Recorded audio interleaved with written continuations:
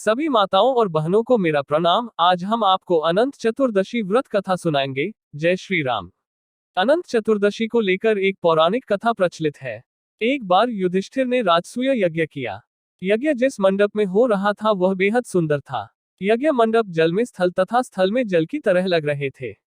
वैसे तो कई सावधानियां रखी गई थी, लेकिन फिर भी कई लोग उस मंडप को देख धोखा खा चुके थे। फिर दुर्योधन भी वहां आ गए जहां यज्ञ मंडप लगा था। वो तालाब को स्थल समझकर उसमें गिर गया। ये देख द्रौपदी की हंसी निकल गई। उसने दुर्योधन को अंधों की संतान अंधी कहा।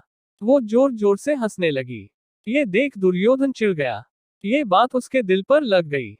इससे उसके मन में द्वेष उत्पन्न हो गया। दुर्योधन ने पांडवों से बदला लेने का फैसला किया।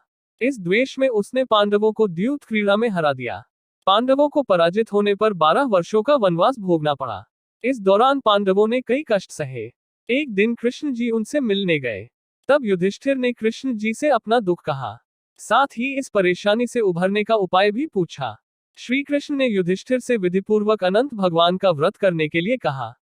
उन्होंने कहा कि इससे युधिष्ठिर के समस्त कष्ट दूर हो जाएंगे, साथ ही राज्य पुनः प्राप्त हो जाएगा।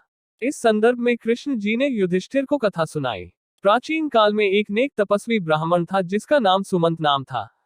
उसकी पत्नी का नाम दीक्षा था। उनकी एक बेटी भी थी जिसका नाम सुशीला था। उसकी पुत्री परम सुंदरी, धर्मप्रायण तथा ज्योतिर्मयी कन्या थी। सुशीला के बड़े होते होते उसकी माता दीक्षा की मृत्यु हो गई।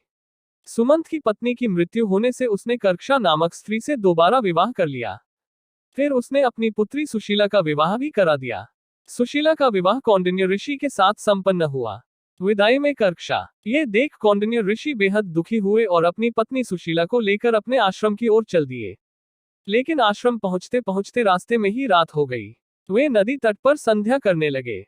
वहां पर सुशीला ने कुछ स्त्रियों को देखा। वो सभी स्त्रियां सुंदर वस्त्र पहने थी और किसी देवता की पूजा कर रही थी।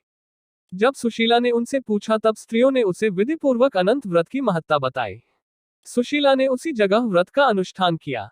उसने 14 गांठों वाला डोर हाथ में बांध लिया और अपनी पति ऋषि कौंडिन्य के पास आ गई।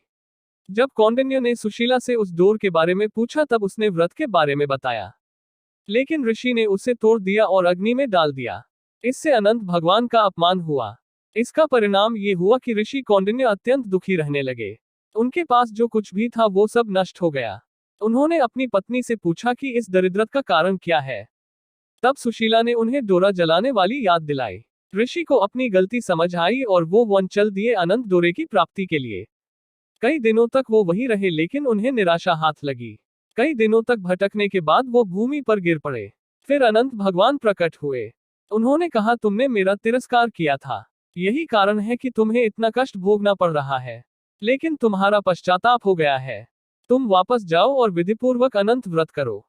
14 वर्ष के बाद तुम्हारे सभी दुख दूर हो जाएंगे। तुम धन धान्य से संपन्न हो जाओगे। जैसा अनंत भगवान ने कहा था ठीक वैसा ही ऋषि ने कहा। श्री कृष्ण की आज्ञा से युधिष्ठिर ने भी अनंत भगवान का व्रत किया।